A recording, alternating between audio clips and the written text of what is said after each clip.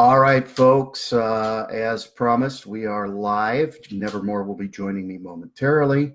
You hear Skeeter clicking his toes in the background. He wants to be involved. We got a lot to talk about tonight. We're going to break a few things down and look into the law and answer questions. Start out with give you guys a little bit of an update.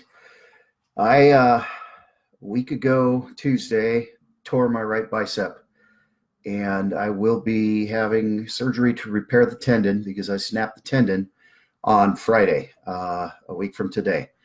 Tore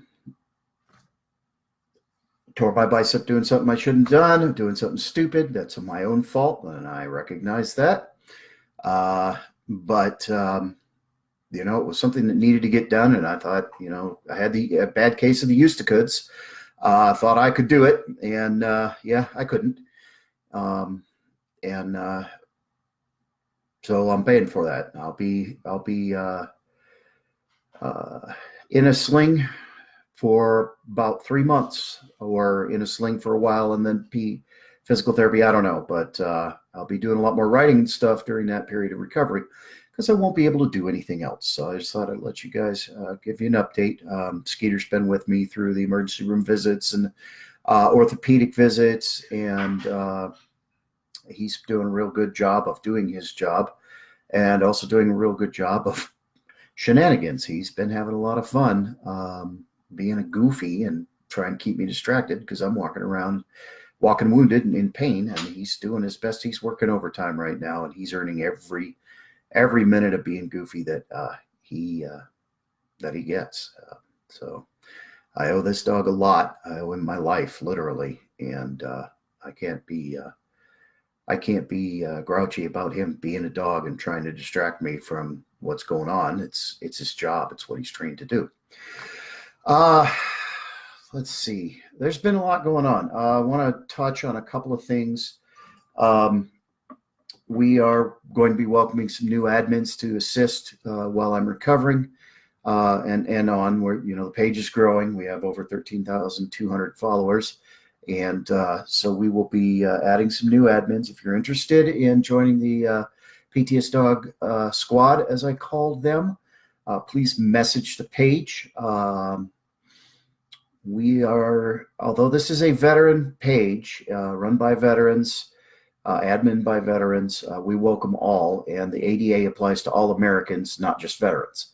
PTSD is not just a veteran condition, and you can't only get it in combat. It is a human condition. We do offer support, advice, and any assistance that we can to anybody who is looking for help dealing with post-traumatic stress. So do not hesitate to message the page if you need some help or advice, and we will do our best to help you find resources, give you answers if we have them, or connect you with the people that do. Let's see. We do have a group, PTSDog group. It's very much smaller. It is a support group, and it is there. Hey, John. It is there for people who are, looking to begin a PTSDog journey, or are ongoing in their PTSDog journey, having a little issues, just want to chat, looking for things like where can I find some good patches for my dog's vest, all those kinds of things. You can find it. It's called PTSDog Group, and you can find it, I think.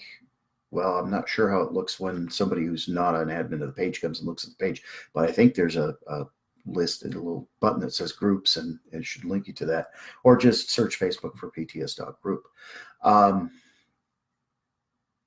That being said, I've got rules in that group. The first and foremost being behave yourselves, act like grown-ups. If you can't add something to a conversation through advice or experience, then move on. I don't tolerate members of the group. We get a lot of, this is a big problem we have in the service dog community, is the infighting and the sniping. And Why? We have enough challenges as disabled people who choose to use a service dog to assist us in recovery or, in living with our disabilities. Why do we got to backstab and backbite and do all this nonsense? There's no reason for that. We need to be supporting one another because, at the end of the day, when you go out in public with your service dog, they're not there for you. They're not. They're pointing and gawking and, oh my God, the dog's so beautiful. Blah, blah, blah. They're not there to support you. We gotta take care of each other. We really do. So that's one of the big rules. It's also a no politics zone. I don't care if you're left, if you're right, if you're purple, if you're green. I don't care if you're gay or you're straight or I don't care. We're there to talk about service dogs. We're there to talk about the ADA. We're there to share education and support. It is not a veteran-only group. Anybody can join. But I absolutely require mutual respect in the PTSDog group. If you can't be respectful, you will be gone. You get a warning, unless what you're doing is egregious, and we'll bounce you, okay? I'm sorry, but there's no tolerance in the PTSDog group for that nonsense, and I try to keep that down on the page. It's kind of hard when there's more than 13,000 people, liking, commenting, whatever with posts. But when we see egregious behavior, we do get onto that, and we try to keep it to a minimum. I've been accused of blocking and banning people who I don't agree with because I don't like their opinion. That's not the case. I will block and ban you if you advocate vociferously for violating the rights of disabled people. The Americans with Disabilities Act is a civil rights law. It does not grant the right to use a service dog. It protects your right to use a service dog. And making any kind of restrictions on that past what's already there.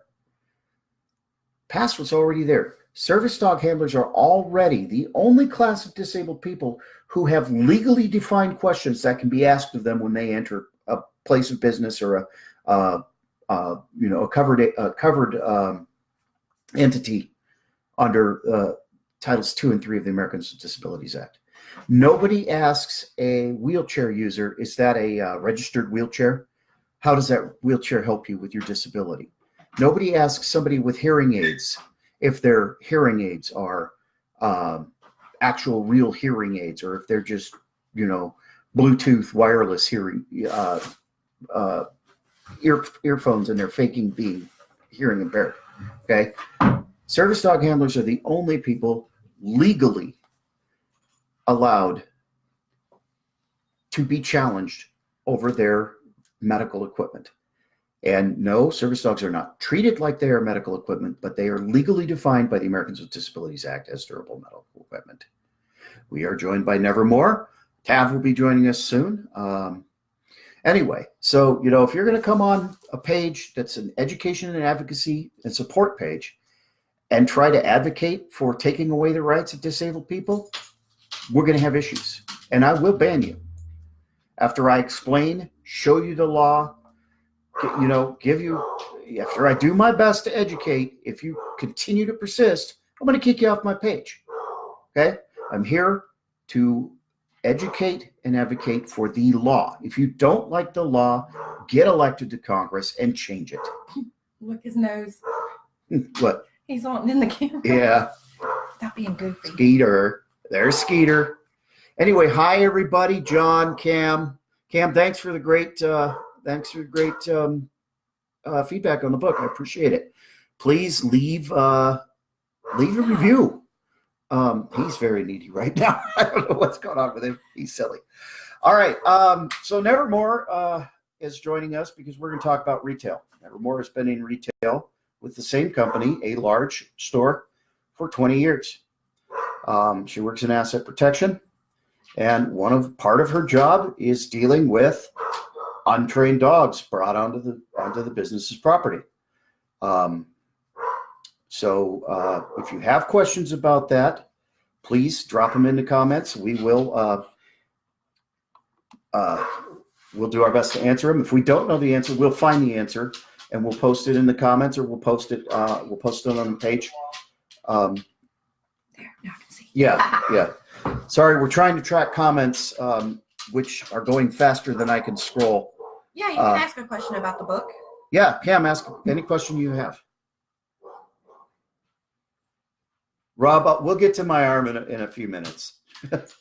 I'm grouchy. Let's put it that way. That's how I'm feeling, grouchy. And I'm not allowed to cuss.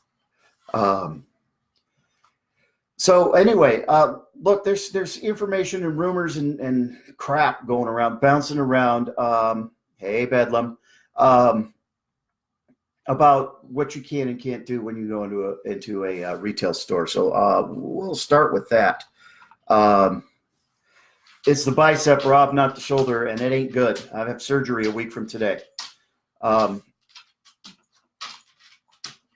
Look, when you enter a store, okay, any member of the staff of that store has the right, under the Americans with Disabilities Act, to ask 2 questions and 2 questions only.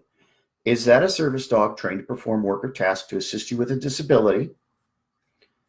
And what work or task is that dog trained to perform? Okay, that is defined by the Americans with Disabilities Act in black and white. The reason that the business can ask those questions is to filter out whether or not it's a trained service dog and whether or not it's going to behave appropriately. People lie. Yes, this is my service dog, and they're holding Fifi the Wonder Poodle in their purse or something. Look at that. Look at that big old nose. Okay, people lie. People lie and take untrained dogs. Good question, Cam, and there's a reason for that. But let me finish my thought, and we'll get back to that. People lie. People lie a lot and claim that their puppy, their pet, their cat, their snake is a service animal. Okay, people lie. Yes, they do. However, the ADA again covers businesses and protects their right to ask that any animal be removed if it is not under the handler's control at all times, or if not under control, the handler is taking immediate effective action to regain control. Housebroken and clean. Okay, you can't go running around the woods and get your service dog muddy, and then take it into the store. They can ask you to leave because it's not clean and well groomed at that point. If he's covered in mud and I've got to stop at Walmart, he's not going in. That's the law, folks. It has nothing. And they're within their rights to say, I'm sorry, you can't bring a dog in there. It's covered in mud. Now, if it's pouring rain and the business is going to be reasonable. You're covered in mud too if it's pouring rain, it's bad weather, whatever. Okay, but it also has a lot to do with how you behave as a handler when you enter a business. If you go in with the big bright red E for entitled on your shoulder and act like a jerk, they can ask you to leave because you're acting like a jerk. Okay? Think about how you approach it when you're trying to enter a facility. You just want equal treatment. So behave that way. You're not asking for anything special. Service dog handlers don't get special treatment. We get equal treatment. That's what the law guarantees, that we are treated equally. Now, I'm sure, Nevermore, you've got some horror stories. Yeah, but I'm going to dispel a few myths first. Go for it. Number 1, if you walk up to anybody in the store and demand that they remove another animal out of the store because it attacked you, we have the right to investigate and make that decision. Just because you're throwing a temper tantrum doesn't mean I'm going to remove the dog off of your word. No offense, but people lie every day. So we go back, we investigate, we look it up, and then we take the appropriate steps unless we're standing right there and there is an immediate danger. If I cannot find any proof on video, I am going to go find said offender and I'm going to observe them myself. If they are exactly what the person says, I'm going to call a member of management and we're going to escort them out of the building. I have thrown out a couple of different dogs. It's not often because 95% of the time, as soon as you yell the word, I'm going to sue, management backs off. But there have been occasions where I have had to throw out a dog, or on the other hand, I've had to defend a handler because they're being made fun of or bullied because they've got their autistic service dog and their small child in there, and they don't understand that that small child is autistic, and they have this service dog. Well, that's not real. Well, this dog is doing this. Well, the kid's in the floor and the dog's laying on them, and that's not a real service dog. If you're not autistic and you don't have an autistic service dog, you're not an expert. There are a lot of service dog police out there. I can't say what that task is or isn't doing, but it's not disrupting business. As long as it's not disrupting business or an endangerment, I'm not going to remove it. And that's the law, folks. If the dog is not being look, if Skeeter, he has knocked me down flat on my back and laid on me full length during a full-on fight response panic attack in the middle of Walmart and held me down until I was calm enough to get up and leave. That's not creating an incident or disturbing. He was tasking. He kept me from punching somebody who desperately deserved a punch in the face, which would have put me in jail. Okay? That's not illegal. That's the dog doing its job. If you don't know what the dog's job is it any of your business? If you're not an employee at the store, is it any of your business? If the dog's not doing something aggressive or attacking you or barking or peeing in the aisle or anything, is it any of your business? It's not. But this is what we normally encounter. It will be, excuse me, do you work here? Yes, I'm not in uniform, so legitimate question. That dog over there, it barked. I was standing right here. No, it didn't. If you don't do what I say, I'm going to call the police. I don't have to. That's against Walmart policy. Show me the policy. I don't have to. That's against policy. Well, you're going to get a phone call. And I've gotten a phone call. Doesn't bother me none. I don't have to do anything. I'm a private entity, and we don't have to sit there and be bullied by an entitled handler. Because here's what's going to happen. You're going to keep on, and you're going to keep on until you get banned from that entity. Not because you have a dog, but because you're behaving like a jackwagon, and nobody has to stand and take that. I don't get paid enough to listen to it. Jane, I apologize for my posture. I have a torn bicep and tendon in my right arm, and I'm very uncomfortable. I'm not trying to be intimidating or anything. I'm just in a lot of pain. I apologize. I come off as real grouchy when I'm hurting. It's not intentional. I apologize for that. But right now I really want an ice bag and to be reclined in my chair and letting my arm rest. All right, I want to go back real quick before we continue talking about retail. Cam asked why there's nothing in the book about how to train your service dog to be around medical personnel. Cam, I avoided how to train your dog in the book. It is not a dog training book. I did that intentionally. I do not consider myself a dog trainer. I am a disabled individual who trained his service dog in accordance with the Americans with Disabilities Act. There are a lot of professional dog trainers out there. There are a lot of people who have qualifications and certifications that I do not have. I intentionally did not write a book about how to train your dog. That is not what PTSDog is about. The book is about the experience of handling a PTSD service dog, the challenges with the Americans with Disabilities Act, and how to deal with that kind of stuff. Okay, challenges at the VA. Those are the things that I address in the book. It is not a training manual, not by any means. It has been called an owner's manual, and really that's kind of what it is. This book is about life with a service dog, what it is like, how to deal with it, how to deal with access challenges, what the law is, what your rights are, what the business's rights are. That's in the book. Dealing with the VA. There's a lot of challenges for veterans who use the VA and have service dogs. And there are a lot of VAs that are breaking VA's own policy in regards to service dogs. And that's something that veterans who are handlers deal with regularly. So no, it is not a training manual. If you have training questions, I can tell you there are a lot of trainers with a lot of experience in the PTSDog group. Ask your question there. they will give you answers. I'll give you an answer there. But I am not a dog trainer. I can tell you what I did, but the other reason why it's not a training manual is because everybody's method is different. Everybody's dog is different. What works for Skeeter may not work for another dog. What works for Skeeter doesn't work for Freya. We've had to take a completely different approach in training Freya. Whereas with Skeeter, completely different animals, and it's nothing like them.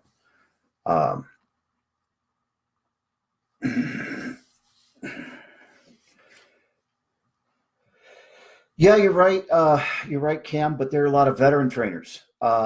Two of my admins on the page, Tav, who should be joining us sometime, maybe he's in the middle. I don't know what's going on. And Blue Wolf are both veterans and trainers. That's why I created the group and why I have veterans as admins, is to deal with those questions. So please ask in the group, be specific. Hey, I need a veteran to talk to me about this. Okay. And both of them work with other veterans, have worked with other veterans, and will do their best to assist you from that perspective. Okay. So please don't feel discouraged. Put your question in the group. If you haven't joined the group, send a request, answer the questions, and we'll do what we can to get you answers. Let me see if I can figure out the link to this thing. This thing acts all wonky. Good grief. Bedlam, you wrote a paragraph here. Bedlam says, I find out when the slow times are for a place we haven't been to before and make it a point to visit them during those times and ask to speak to them and educate them about service dogs in general, as well as my girl in particular. I don't assume that they have ever had any contact with service dogs before. For how to handle access challenges, I started role-playing exercises with different people. Some I knew and some I did not. It helped me to learn to calm myself. Absolutely. Train yourself how to deal with access issues. Practice it. Practice it in the mirror. Practice it with a friend. Practice it with another service dog handler, with a buddy. That can be very helpful. I personally did a lot of role playing just within my own head, dealing with. Sorry, I was giving myself a link. Okay, dealing with access challenges, and I made sure that my responses were accurate as in regards to the law. And if I didn't know, I asked questions. I've called the ADA hotline a couple of times to make sure I understand what my rights are and that I'm not doing something I shouldn't do. That's what it's there for. Call it and ask.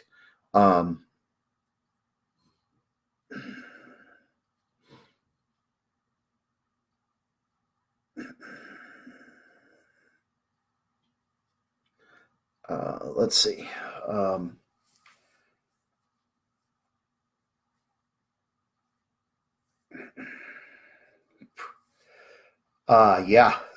Flying. I've never flown with Skeeter. I never will fly with Skeeter, primarily because Skeeter's size.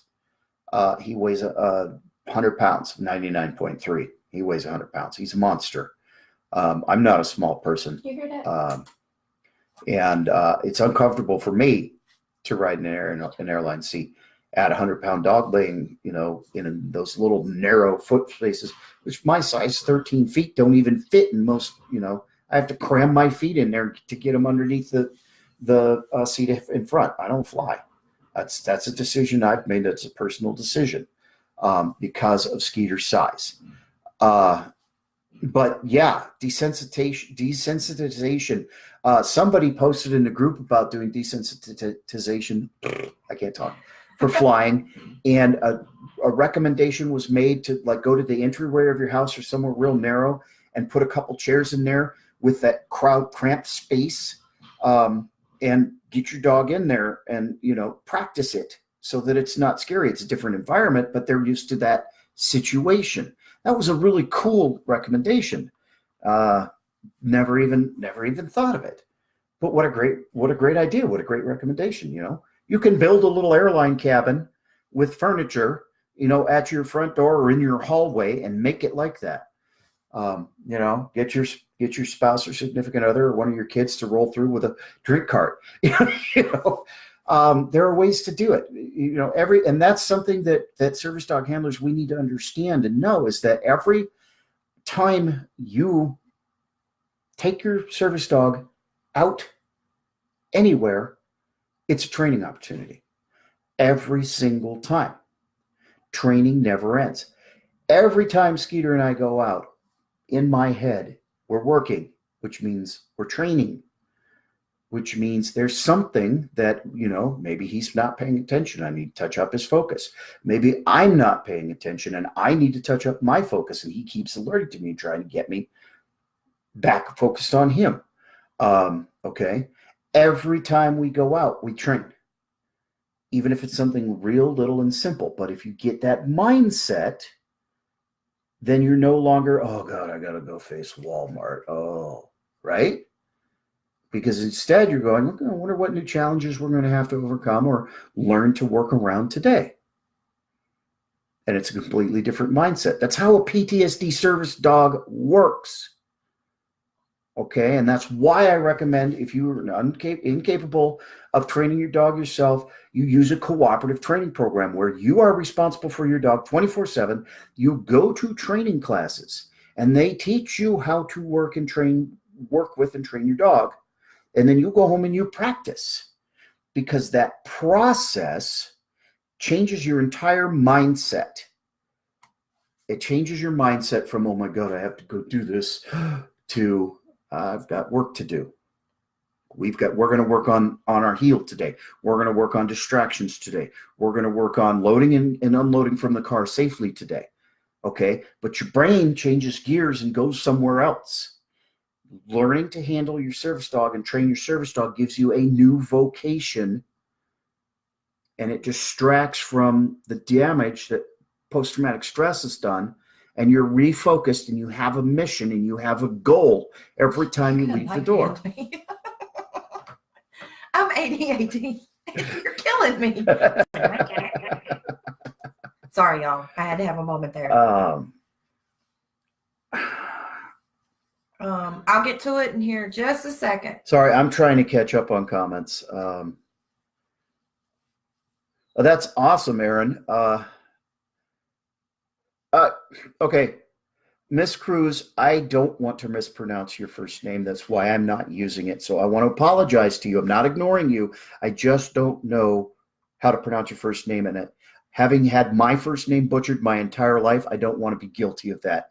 So please forgive me for not using your first. I can guess too, but again. I mean, I guess we could guess and you could give us a thumbs up. Your Malamute flew with you. Practice at the airport. Oh yeah. Hey, call if you're flying, call the airport and ask if you can come in and train with your dog. And the entry, the gate, not you can't go back through security, but you can do the concourses where the ticketing is and where the vendors are. Like there's most airports that I've been to, they've got Starbucks and stuff before you go through security. You can train there and practice in that big, loud, scary, crazy environment. Because it's a big, loud, scary, crazy environment. Absolutely go practice at the airport and take as much time as you need. Train. It's training. The only reason Skeeter tolerates so many varied, weird, different environments like he does is because I took him there and trained him. We went to a hardwood store a week and a half ago, 2 weeks ago. He'd never been in a wood, sawmill. Saws and all this noise and stuff, and so it was a training opportunity. And he's a male dog, and he was surrounded by trees, so there was that instinct to mark, which of course he doesn't do indoors, but he was torn because he was surrounded by wood, which he pees on outdoors. So there was a training opportunity, right? Think about it that way. Change your mindset. When you walk out the door with your service dog, attack the day with goals. Scroll back down. Don't be afraid of the day. My phone's laggy. Okay, let's see. Malamute. Sandy says, use boxes to teach a tuck. Switch to smaller and smaller boxes. Yep. Okay, Cam. We will get to it. I got it. Okay, we got you. We got you, Cam. Um, gotcha. Go to public places and work on distraction, maneuvering around stores. Yes, Jeff. I'm going to tell you, Home Depot and PetSmart were my go-tos while I was training Skeeter. Home Depot especially was fantastic. There's all kinds of noise, forklifts, saws. The Home Depot that we trained at, they would saw lumber to length for people. So we had all this great noise and distraction and people and carts banging and all of this. That worked really, really good.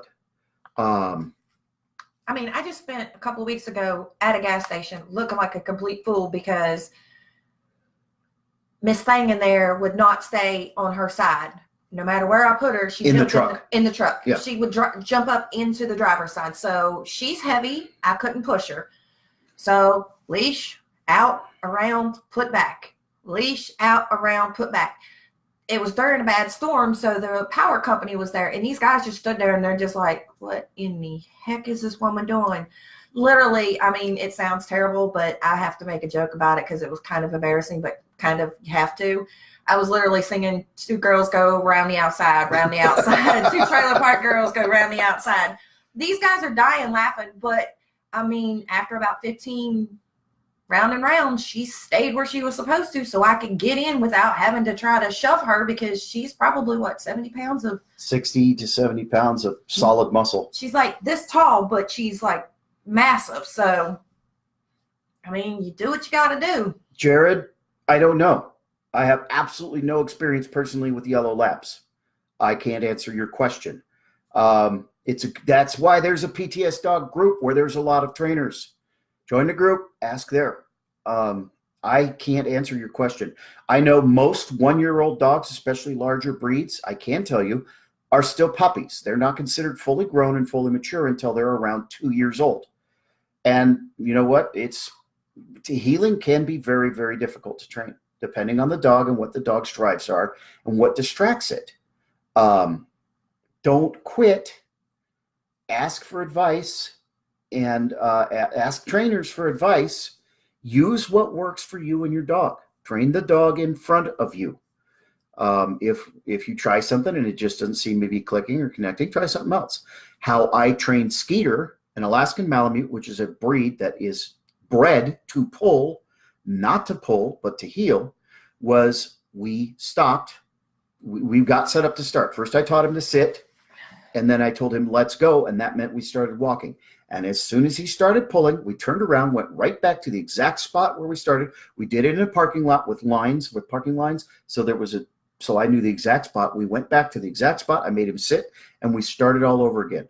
Now, this is just a testament to Skeeter because he's very, very smart.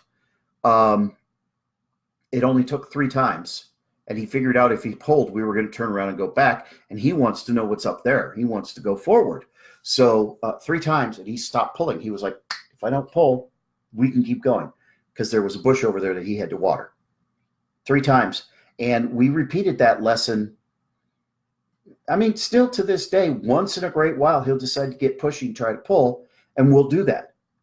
Okay, but once he realizes, wait a minute, I don't want to keep going back over the same stuff over and over again. That's what worked for Skeeter, though. That may not work for you, okay? You got to use what motivates your animal, which is why I recommend asking in places like the PTSDog group, where there are a lot of trainers who can give you a lot of different methods. There are as many different ways to train a dog to do something as there are people and dogs. Okay? That's why I didn't put How to Train Your Service Dog in my book, because what worked for me may not work for anybody else, or it may work for a lot of people. It don't work for Boogie. It doesn't work for Freya, our other dog. Okay? Blue Wolf actually just taught us another trick that we can use, because she's not a puller. She's just going to run while the leash is still in your hand, and whether you choose to go with her or stay standing, that's kind of on you. And she said that what you can do is you go out, and when she attempts to start pulling, you turn and walk the other way. And she goes, you literally can spend a mile walking 3 or 4 steps without going anywhere. But she said, try it. So that's what we're working on with her right now, is when she wants to go mule that way, I just turn and go the other way, and it actually is starting to slow down her pulling already. We're not getting anywhere because, she wants to pull every 5 seconds, so I have to turn around and go the other way. But there is a million and one different ways. That closed group is a really good place because not only our 2 trainers are in there, but I know that there's a lot of trainers. Yeah, there's a lot of trainers in there. And like you said, Sandy Rose is a trainer. Nobody is going to agree because everybody's dog's different. So, I mean, you will see you will see the trainer or no, don't do it that way, do it that way. Yeah. But it does happen. And they say the only thing 2 trainers can agree on is that what the third one's doing wrong. Yeah, that the third one's wrong. So, I mean, it happens, but you can try a million different ways to try to get them to do something. Boogie literally has no food motivation, no ball motivation, no any kind of motivation except me. Literally, I can ask her, she'll do it, and my praise is enough. Him, not so much. Me and Boogie go back and forth. Freya, we call her the Boogie Bug or Boogie or Booga Booga. She's pity boxer and her butt's always doing this. She boogies. She boogies, standing still. Sorry, guys, I'm hurting. I'm aching really bad. I'm sorry. I'm trying not to pose in an intimidating manner, but I'm really aching. Surgery can't come fast enough. Yeah, Jared, remember too that he's young. A year old, he's still a pup, especially larger breeds. They're still developing. Don't push your dog too far too fast. Skeeter and I trained for a full 18 months of just how to be a dog, how to be great around the house, how to be a confident dog before we started doing any kind of public access training. I mean, I'd take him to PetSmart once in a while to go get dog food or something, but it was a pet-friendly store. But I didn't put any pressure on him to do this or that. He was naturally picking up on tasks which I was able to shape at home, but I let him develop that as we developed our bond. And the bond that I have with this dog, and I talk about this in the book, Cam, the bond that I've built with this dog is absolutely vital to everything he does to help me, because he knows me so well and I know him so well that I know when he's acting up in a store that I need to check myself because I'm not listening to his alerts. I'm not picking him up. So he's escalating. And so I stop and I refocus. What's going on in my head? I talk to him. All right, I hear you. I got you. One time he kept alerting and alerting and alerting, and I wasn't listening, so he started acting out. And I'm going, Skeeter, knock it off, Skeeter, knock it off, until I finally stopped and did a self-assessment and went, my blood sugar's low. And we dropped everything, left our cart, went to the McDonald's inside the Walmart, got something to eat so that I could get my blood sugar back up. He wasn't being naughty. I wasn't listening. Trust your dog. Listen to your dog. Another thing that could be going on with Jared is right at a year, that's kind of puberty, teenage years in human. So it's kind of like, girls, that phase, the boys. Even if they're fixed, they go through that. So you literally might be going through a puppy adolescence right now, because every 4 or 5 months, Boogie's attitude will change. And it's basically her just still going through her growing phases. She just hit a year old, and she's like, it's like we're going through the terrible 2s and 3s right now. She fights with her food dish. She throws that around. She's gotten to where she'll look at you dead in your face and be like, if she could give you the bird in pity, she does. Trust me. And it's an adolescent thing. And I don't know that breed. I've mostly been around pit bulls and that kind, but it may just be one of those, okay, you know what? I'm going through this thing, and as soon as it passes, I'll be back to normal. But until then, screw you, Dad. She can be a pill. She can be very challenging. So can Skeeter. Yeah, Skeeter. He throws his head up in the air. Way. He'll curl his tail, and he'll go, and he will saunter out of the room. He is a diva. People do not believe me. This dog is a drama king.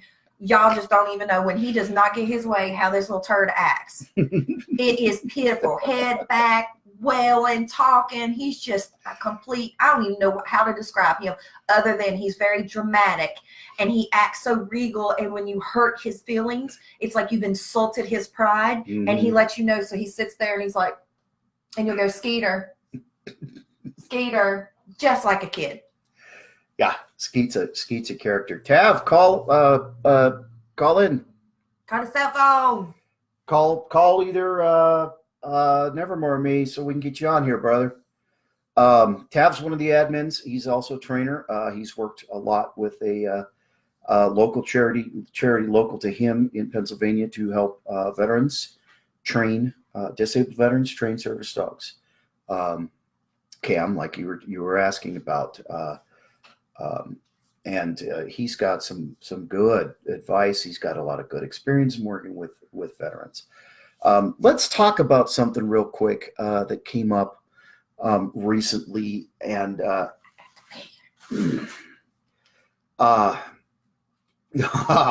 and Tav knows Jared apparently. Get him, Tav. Let's talk about something real quick. There are 0 breed restrictions in the ADA. For the a ADA dog. does not restrict what breed of Canis lupus familiaris linnaeus you use as a service dog. It can be a Put him on speaker. it can be a hey brother. It can be a it can be a German Shepherd. It can be a Chiweenie. It can be an Alaskan Malamute. It can be a Mastiff. It can be a Dachshund. It can be a Shepherd. It can be a Pit Bull. It can be, there is no breed restriction. The dog needs to be able to perform tasks that assist you with your disability. If you need mobility assistance, you're not going to use a Dachshund. You're going to use a larger breed. Usually Black Labs, Newfoundlands, Malamutes, Mastiffs, large breeds. Shepherd, Okay, Dutch Shepherd. yeah, Dutch Shepherds. You use the breed or not breed, the mutt that's appropriate and that has the individual dog now. The individual dog has the ability to handle the kind of stress that public access with a service dog creates. Okay, it has nothing to do with breed at that point. It has everything to do with the individual animal and whether or not it's bonded to you and has the drive to do it. Now, I want to touch on that because comments and opinions were made recently, and they were saying, I wouldn't recommend this breed or this breed or this breed for your first service dog. When you go to match up, you have to take your personality and the dog's personality. Huh? Take your personality and the dog's personality. Sorry, John just logged in. Okay, you're killing me, Smalls, here. And you have to make sure that those match. He is stubborn. He is stubborn. Skeeter. I'm insane. My dog's insane. I mean, it is what it is. Don't let somebody look at you and go, you don't understand that breed, so therefore you can't get it. That's not true. Now, there are harder breeds out there to work with. Mm-hmm. A friend of ours has a Dutch Shepherd. It is very, very, very, Dutch. Yeah, Dutch. I think so. I think he's a Dutch. If I'm wrong, sorry, Blackjack. It is a very high. What? What? I forgot you were there. What'd you say? He is a Dutch Shepherd. He's Okay. Dutch. Okay. It is a very high energy dog. It requires a lot of room. She actually takes it jogging. And I personally Running. She Running. takes him running. Running, jogging, it was running. Stuff like that. And Jenny. I don't have a fenced in yard. I don't jog. Not gonna happen. Never. Mm-mm. If you see me running, you'd better join me because something's Exactly. going to blow up. And, Or there's a bear. or like such as a Belgian Malinois. Mhm. Those are very, very, very thick-skulled, hard-headed, stubborn animals. And you- Work-driven animals. very work-driven. And if you're going to take on a challenge like that for your first dog, you need to make sure that you've got a plan to have assistance with somebody that is experienced in that. But you can't just walk up to a field of puppies and go, whoop, this one's the perfect service dog. That's not exactly how it works. There are tools you can use to evaluate the potential that a puppy or a young dog has. Ajax Malamute, you must not really Malamute no, much. he- I know he's kidding. He knows Skeeter personally. Oh, And I know. what was it you told me, John? This is the most stubborn dog I've ever met in my life. I had to hand him off. I had to hand Skeeter off to John. John had Ajax, his Malamute, who is his service dog. And so I could go use the restroom because it was a little business and it was a little, it wasn't very big and accessible. And plus some public restrooms are just gross and I won't take Skeeter in there. And I come back out and John's standing there with the leash, like, take it. This is the most stubborn dog I've ever seen. But not for me. But when I first But not met for him, me. this turd on the floor over here would do everything he could to like throw me off the bed. I'd be on the couch and he would try to, like, because he's big, and try to shove me down. And I was like, what in the world? I cannot get this stubborn mule to do anything. And he's like, you're not asserting to him that you are the leader. So he's going to keep treating you like the little sister and pretty much, all but peed on my head, I mean, if he could do it to me, he would. He actually got into trouble because I don't remember what he had done wrong, but I turned around and I go, Skeeter, no. He literally looked at me and went, no, and ran to his daddy. He actually told me no. And he's got his head down and he's like, I'm not feeling sorry for you. You finally got in trouble. And after that day, he started listening because when I told him no, he knew I meant it. But yep. Skeeter stubborn? No, I ain't met a Malamute that ain't. Tav. Nick. Hello. Nick, you there? Did we lose him? Yeah, I'm still here. I keep hitting the mute button. Stop by, like, right on the highway. Oh, okay. Okay. Welcome, man. Okay. So here, Nick, you take this question. Well, first see if they can hear him. Can y'all hear Tav? What in the hell was that? Anybody? Talk. Can you hear me all right? Hang on. Oh, it would help.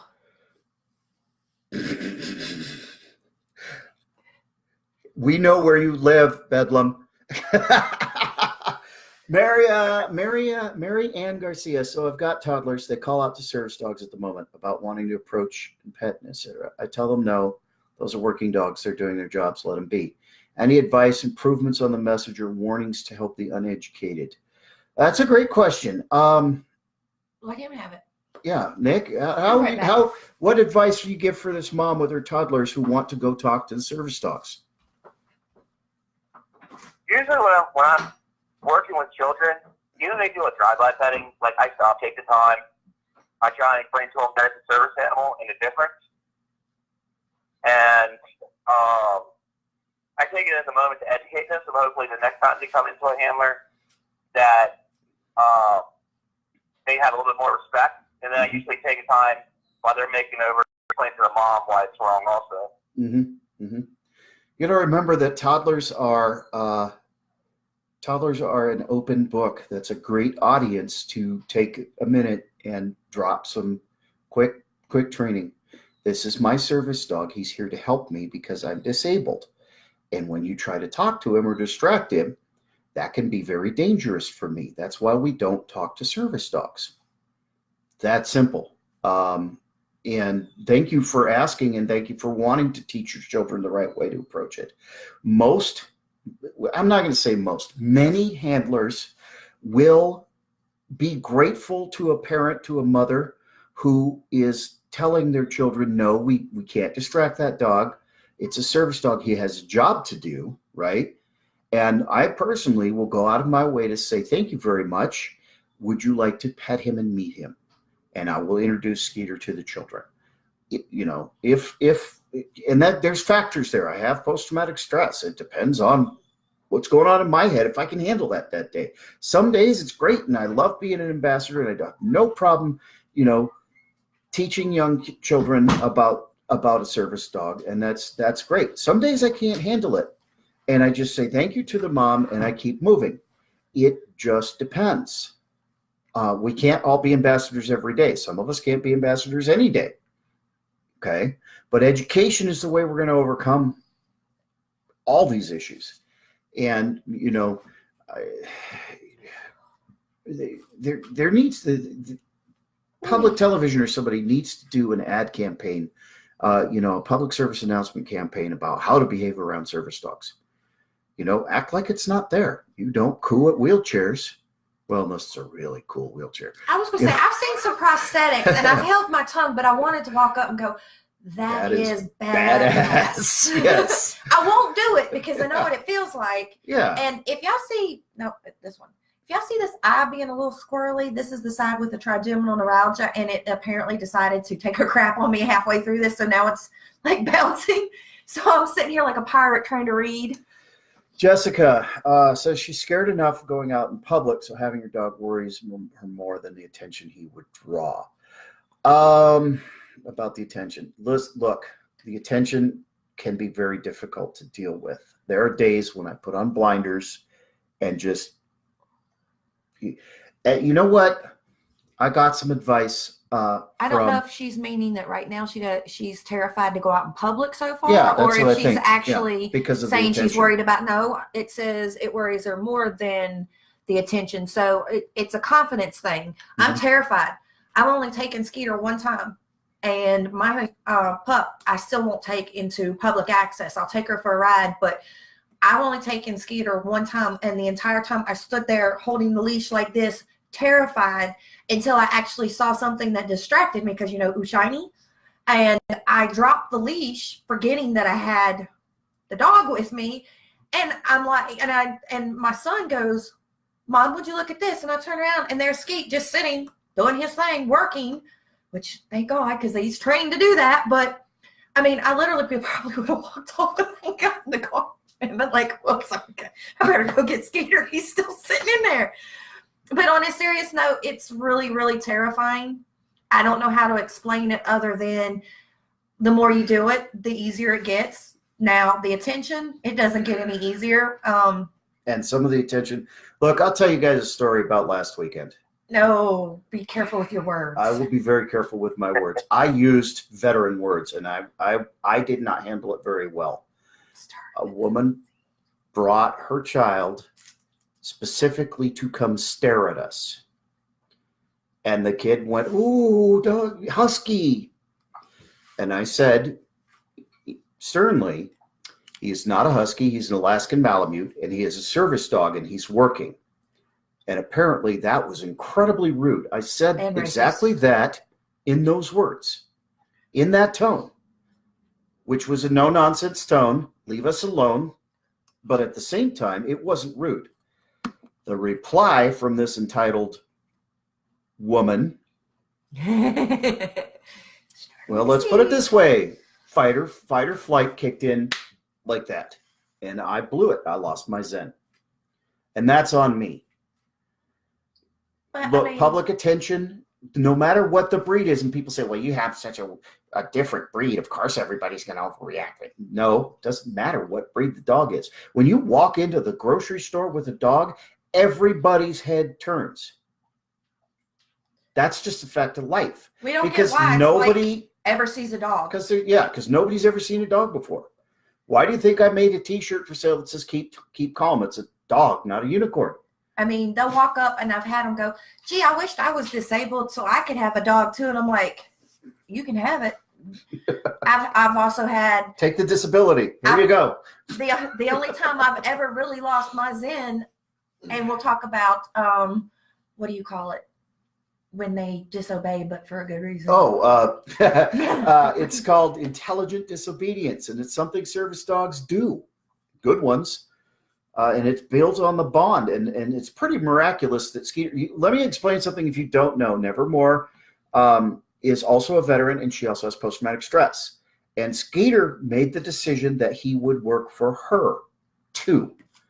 I didn't train him to do this. He decided it on his own, and he performs most of the same tasks that I trained him to do for me. But he's got a couple that he's added for me, like he's find the added some bagels. specifics, like he learned where to find bagels.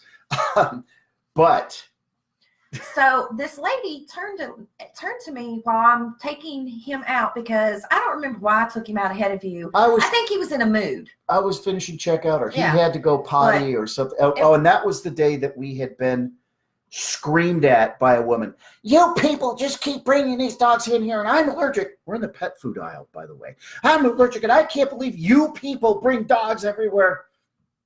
We were already on edge, right? You people.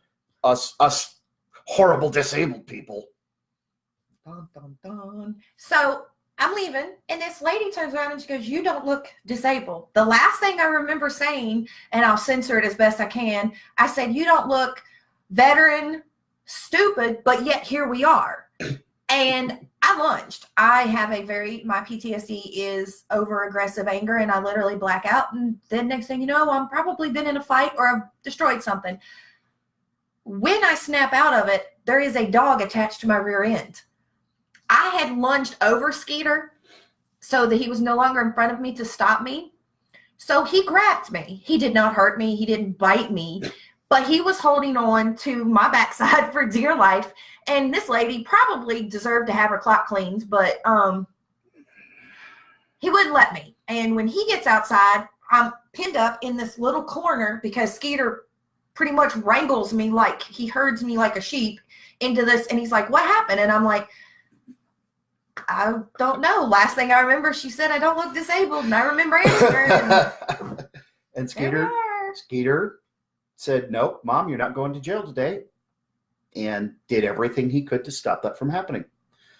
My favorite is, does he bite? Now I reply, no, but I do. I mean, and we get told a billion times in the store, I would love to. I need to live stream a trip in these backwooded, redneck stores. We're in North Carolina, by the way. Yeah. If y'all can't hear, I got the accent. I'm from Virginia. I got the accent, but I have sense enough to know I've seen a million dogs. So one in the store is not like, "Ee." And people literally lose their minds like that. Oh my God. Oh my God. Now, North Carolina has some weird rules. So I've been told that they allow a couple of other different animals, like a certain type of parrot and a monkey. Now, the monkey did freak me out when I saw it tasking. I'm not going to lie. And he's since heard around this area that they were talking about the same monkey. Mm-hmm. I ain't even going to joke. That monkey tasking and picking up groceries, it was pretty impressive. Not my thing, but, you know. So, and listen, the Americans with Disabilities Act allows only dogs and miniature horses. Which means if you leave the state. That's all that's protected federally. States have the option to make more relaxed rules than the ADA, meaning they can expand the list of species that are allowed as service animals. Ohio's one that allows monkeys and parrots and ferrets, I think, and what task is a ferret gonna do? Bite you on the ankle if you're being rude. I don't know. I'm not trying to slam. If you have a service ferret here in Ohio, you're I'm good. Just saying, how does that work for you? I don't know. Okay, so states can relax ADA restrictions. They cannot be more restrictive. For example, the state of Pennsylvania, unless it's changed very recently, has some very restrictive laws about service animals. They have to have a vest on. They have to have this. They have to have that. And that is in violation of the Americans with Disabilities Act. It hasn't been challenged legally and changed yet. Go ahead, Tav. You live there. Hey, Jay. Pennsylvania's law is all service dogs in training have to be in a vest and properly marked to the organization. Regular service dogs, it's not part of the law. Okay. But how does that affect owner trainers? I don't have an organization. That's always the trick with self-trained dogs. But until they actually are castrated, they're not technically a service dog. Right. So once they are castrated, then they fall under the ADA guidelines, and the service dog in training no longer applies. Yeah. Tav, I keep forgetting you're but there. Pennsylvania law also protects them at 6 months of age. Well, here you can have service dogs in training. They don't have to have the vest saying they're in training or anything, and they have public access here in training. It does make life a little harder because you can see that person is actually physically trying to train them. Mm-hmm. But at the same time, puppy is driving you batshit crazy. So I have to really watch what I do when I'm at work, because I've also had incidents where service dog has come and gotten me, or it would have gotten anybody. I just happened to be the one that the service dog found and was howling. And I found a vet in distress in the middle of the floor having a PTSD flashback, and he thinks he's in Vietnam. And I actually closed off that aisle, and everybody's like, "You need to remove the dog. It won't shut up." And I'm like, "It's not shutting up because its dad is down." Dad's not hearing this dog. So once we got it isolated and I kind of got on the floor and snuck in, and I've got veteran crisis training. So, I talked him back out of it. As soon as he was fine, dog shut right up. Mm-hmm. There was no reason to remove the dog. The dog was letting everybody in the world know Dad's in trouble. Mm-hmm. That's why we say if you see a service dog without an owner, you probably need to go find the owner. Yeah. We've also had a diabetic distress dog. I guess they alerted and the owner didn't pay attention, and the owner went out, found her in the toy aisle, and I don't remember what it was, some kind of Little guy. mix. Little guy was barking its full head off. Well, I'd come around the corner like, the purse puppy, I'm gonna rah, rah, rah. And I see, and I'm like, whoopsie, don't judge a book by its cover. Don't judge because you hear it barking or doing something crazy. So we have to actually call EMS with her because we couldn't get her rousted up, and we're not trained to give shots and stuff. I can give you the tablets, I can give you Coke, I can do anything like that, but she was so far gone out of it that we had to call EMS. And that little guy howled his full head off until Mom woke up. There was nothing, what am I supposed to tell people? Oh no, we need to remove this dog because his mommy's unconscious. Yeah. And look, one of the biggest things that you have to remember when you're dealing in public is common sense. As handlers, we have to have common sense. Businesses need to show some common sense too. And that's a work in progress. Education is the biggest key to helping businesses with that common sense stuff. If they don't understand the law, don't understand how service dogs work, then they don't understand what they can and can't do.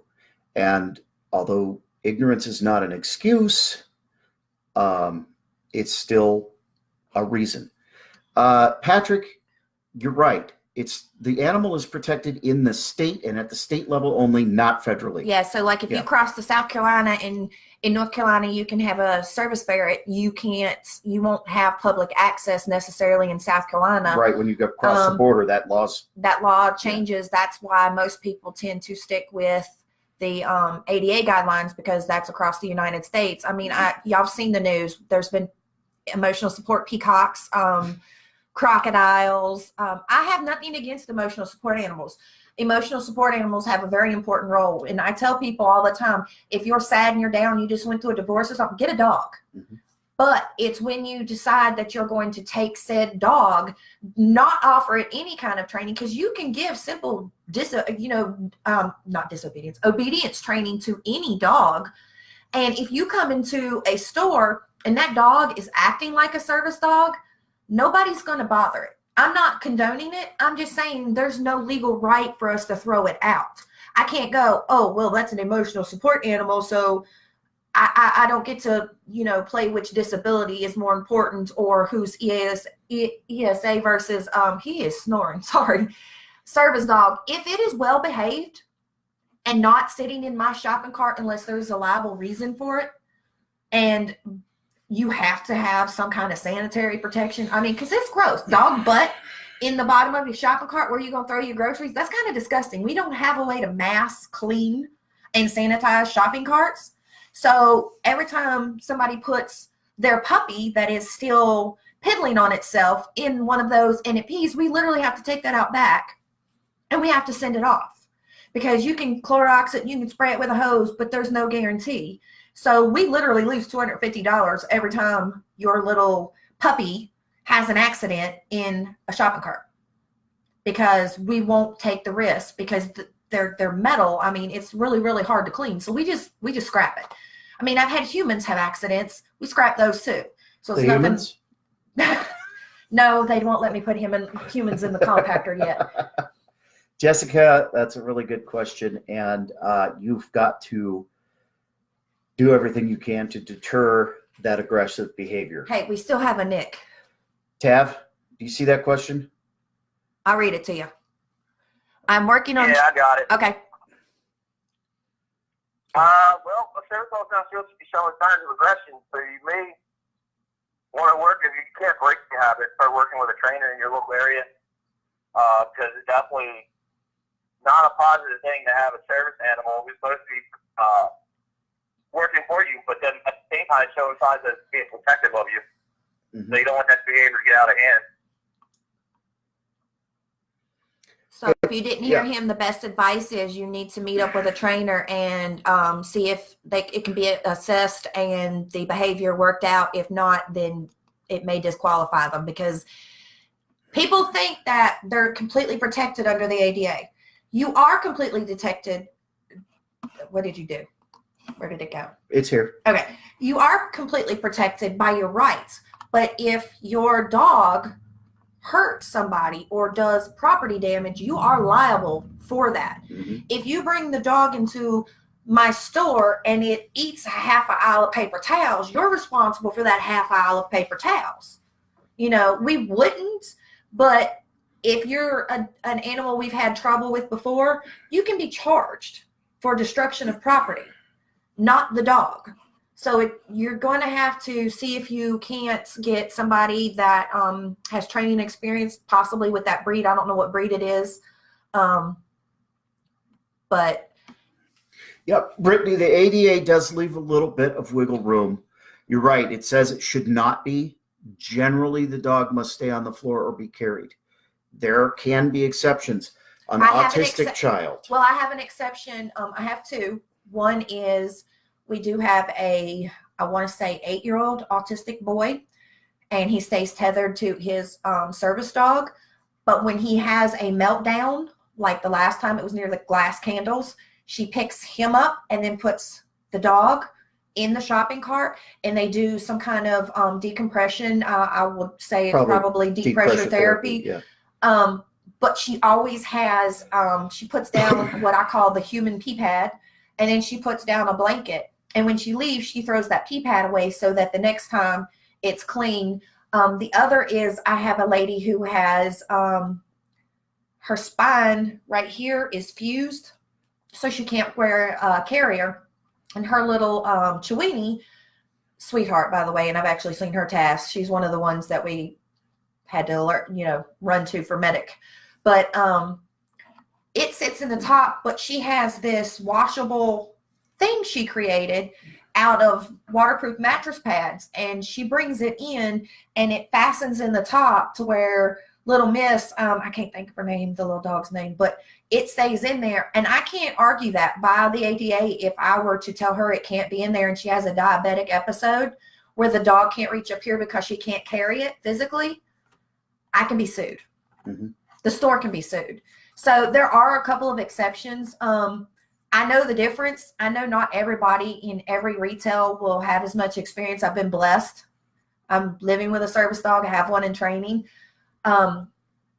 It's really, really hard because as somebody that's not a salaried member of management, we technically, in my place, do not have the right to remove any animal without it being in immediate danger. I have thrown out a dog. I've actually banned a dog.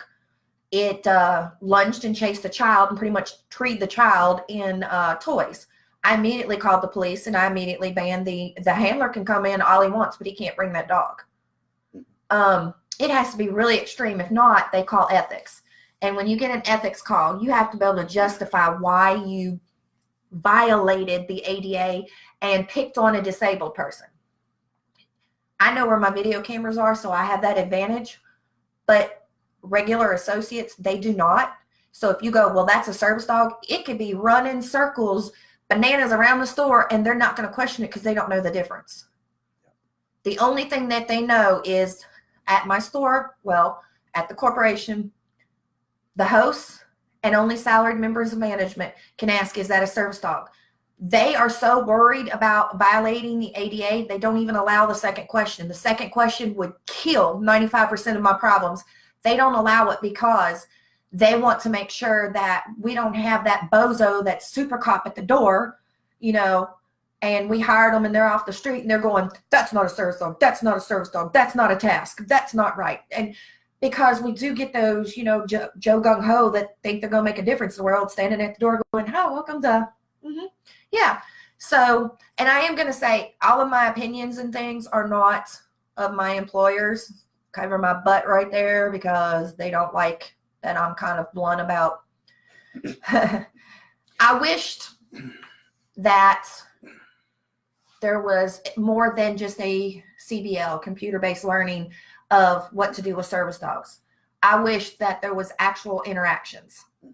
And I wish that people could bring a service dog and teach new hires. Like when they bring in a batch of new hires, they bring them in a big batch. I wish that one of the blocks was more than just a CBL. But the company's not going to do anything where they think it's an infringement. And 95% of the retailers will not challenge.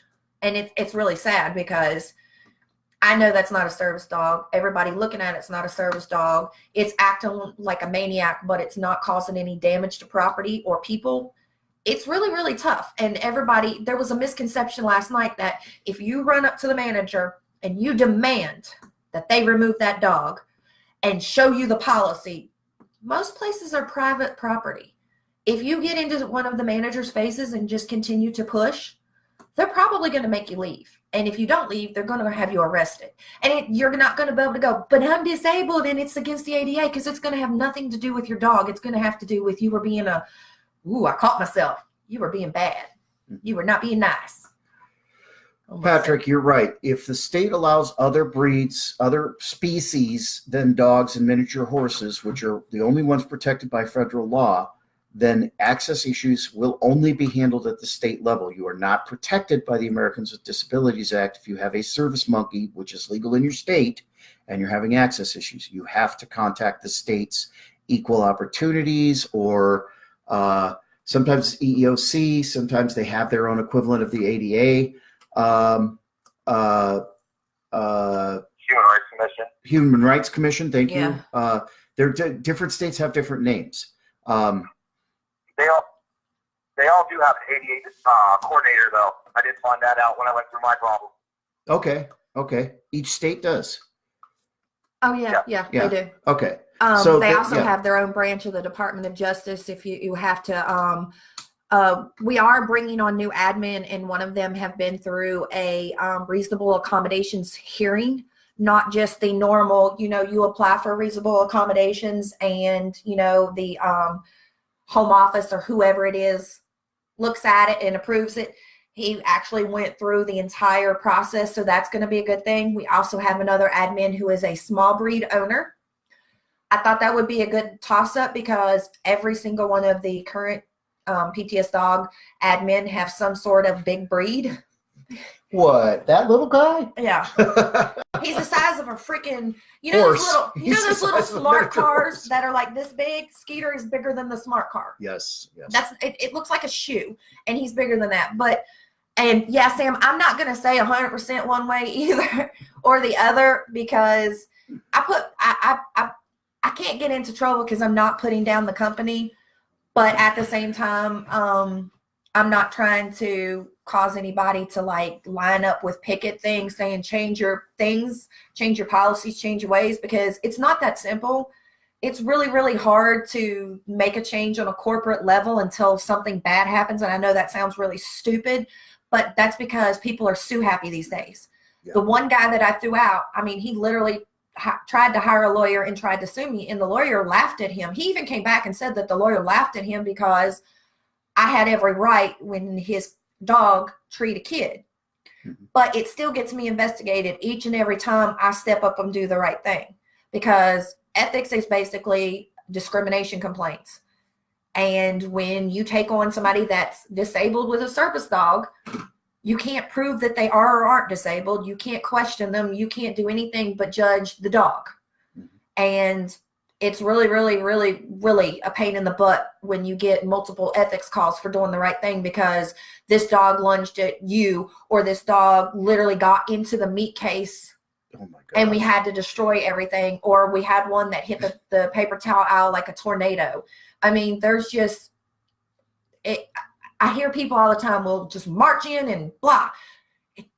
If it were that simple, it would have done changed. I wished it would. I really do. Y'all, it's like anywhere else. There's things that really, really, really, really, I wish that a lot of retails would do different instead of looking the other way because they're afraid of a complaint, or they want to keep their job, or they're afraid of a lawsuit. Yeah. And you said you used to work at a Walmart, so you know how easy it is for, if you're not on camera and there's not witnesses, a customer to say you did something and you're the one that gets in trouble for it and you didn't do it. You know? Jessica has a good question. That's a big topic, Jessica, and the short answer is no. There is a policy in place. I talk about it extensively, and I've posted links to it and stuff in the PTSDog group in the documents. And the name of the document is The one I can never think Service of. Dog Legal Resources. But the VA policy is VHA Directive 1188. Hold on, go back down.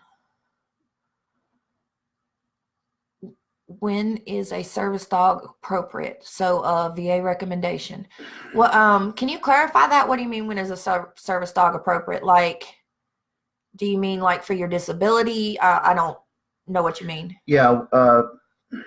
And if we don't get to you, or you don't hear us say this, if you want to message the page, we can take it in depth. I'm not sure if you mean for like, is it appropriate for your type of disability? Has your doctor recommended you one? What do you need to be able to own a service dog? I'm not understanding. Yeah. Brittany, there is one, and I'm gonna drop the link here in the comments. There is a VA policy that is supposed to be across the country. That is VHA Directive 1188. There it is. That is the current VA policy. There is also confirmation of that policy and discussion of that policy in the Federal Record, Title 38, Volume 1 of the Code of Federal, the CFR. I can't remember what CFR stands for. Volume 1, Section 1 through 218. I'll drop that link in there. I do go into this extensively in a note on the page called Fact versus Fiction or something like that, Spelling Myths or something like that, Service Dog Access to VA Property. The VA has one guidance.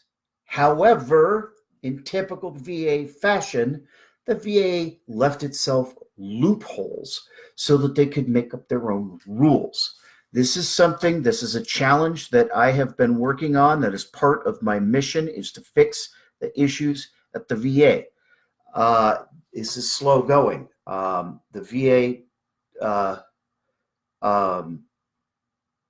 VA can be very, very challenging.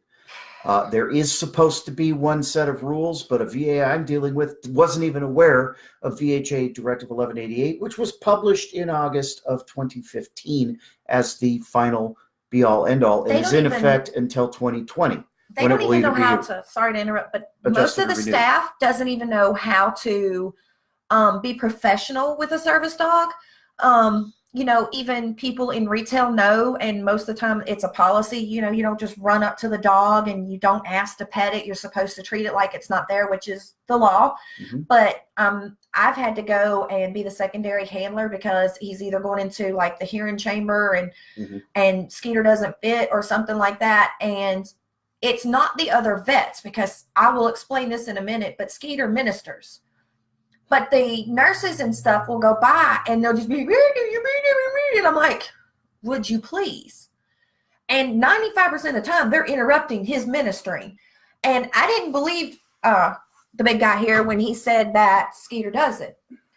So I will explain that. I was in the VA in Kernersville with Skeeter. He was in the back, and there was a really tiny elderly man who could only shuffle walk about 3 or 4 steps. And I'm sitting there, and I don't do well with hospitals. I've had cancer. I freak out every time I go. I've spent so much time in them that it's an automatic doom for me, like, you know, can't breathe, that kind of thing. I look up and I see this just a little closer, and he gets probably a good 25 feet and he just stops. And I'm like, wait, thanks, Skeeter. Skeeter walks up. And this man, Skeeter, could have easily, because he really does, I'll demonstrate over here, he pushes in when you're in pain, and that's what he's trained to do. He was so delicate with this man that he let the man hold on to him, and he led him all the way over and finally into a chair with us. And that man sat there and cried. And I'm going to cry because watching him do it, this man was so terrified because the last 3 or 4 VA visits he had were nothing but bad news. He was so terrified to be at the hospital that day. And nobody was with this man, which is sad. That Big Dog here just went and ministered. He'll do it in the middle, but it seems to only cater towards veterans. It's like he can pick out a veteran from a civilian. There's nothing wrong with civilians with service dogs, so don't take it that way. I don't know if it's we give off a different vibe, what it is, but the big boy here, he'll minister. Skeeter can find, there may be 3,000 people in Walmart, and Skeeter will find the veteran who needs him. Now, another thing he's really good at, and, you know, some people are just straight up dicks nonstop when they have their service dog, and I get it. But when somebody has Down syndrome or autism and they wander over and they may not know better, there's no reason to scream at them. We had somebody that had dementia, and they kept trying to escape from their wife while she was trying to pay. We found a very easy solution. We parked Skeeter with him, and he was so focused on the dog, he didn't run off. She had to go after him like 3 times. I said, ma'am, would you like some help? He really likes the dog. She's like, bless your heart. And I was like, not the Southern bless your heart, though. Thank you.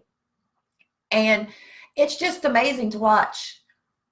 And he's not the only dog that does it. There is a service dog that comes into work, and some days I'm just having a bad day, and he's a buddy of mine, so it's not one of those. I'm walking up to random doggos, and as bad as I see a different breed that I'm just absolutely in love with, I still won't go over there and go, can I pet it? But his dog will pull him to me, and it happens a lot because I'm in a public place and I really don't like it, but I like to eat, so I keep a job and it pays good. So there's that, but there's just, I don't know how to explain watching some of these, and little dogs do it too. We have a guy that rides on one of them little red rascals. He's got this basket for him, not on the front, but this basket for him. And he's a veteran. I found that out the hard way when I got in his way of his rascal, and I got meet, move, veteran word. And now it's a game that he tries to run me over. It's hilarious, but that dog will do it. And it's this big, like 6 pounds. They're better than humans. That's all I got to say, because I lost my train of thought. It derailed completely off the other part of me here. We'll get back to the VA in a minute. Carrie Terrio, emotional support animals are not protected by the Americans with Disabilities Act.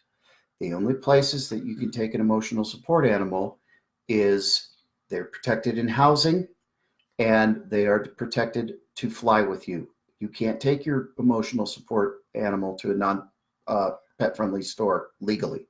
It is not protected federally by the Americans with Disabilities Act.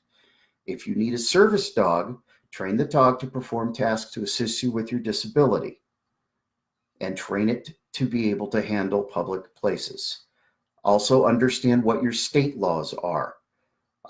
Some states require, like Tav was telling us, in Pennsylvania, service dogs in training are required to wear vests that say they're in training. Find out what your state laws are.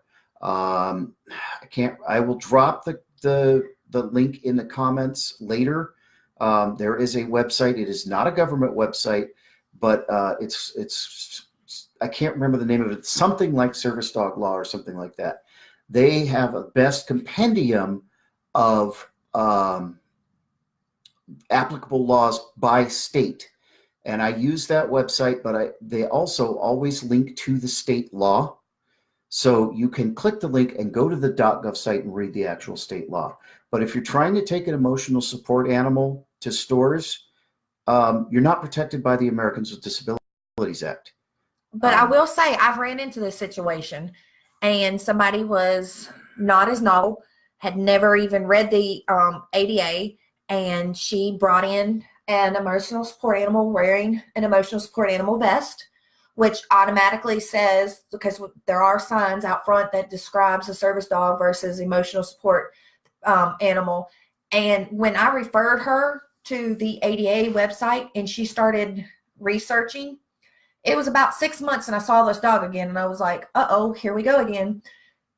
It's wearing a service dog vest now. It was performing tasks, and it still provided that comfort that she needed for public. You can't need it just because it makes you feel better. You actually need to have a disability, but there is nothing to say that you can't turn your emotional support animal into a service dog. By training By it to training perform it tasks to assist with your and following the disabilities. ADA. It has to be housebroken. It has to be under control. It cannot be protection trained. Clarify protection trained, because I always screw this up, please. You cannot, okay, there's a difference between the dog blocking and providing physical space around you and the dog growling and trying to keep people away from you. That's protection training. If you teach the dog to bite and take someone down, that kind of thing, that is what protection training means. That is different than the task called blocking. Blocking is simply physically putting itself between you and other people to lengthen your personal space. Well, how is that a task that you can't perform that assists you with your disability? I'm speaking personally here with my PTSD. Unless I know you, I have a pretty big personal space bubble. If you get inside of it, I start ratcheting up. If there's a 100-pound Malamute between you and me, you can't get that close and I don't start ratcheting up. Well, how can I perform that, get you away? Like that, right? All Which right. is considered assault. Excuse me 1 second. Whereas if there's a 100-pound dog there, you don't approach. Carrie is it Carrie? Yeah.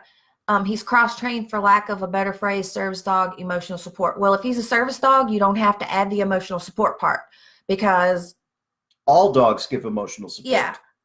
Now, not every single state is protected for public access for a service dog in training. A lot of the states are not allowed to.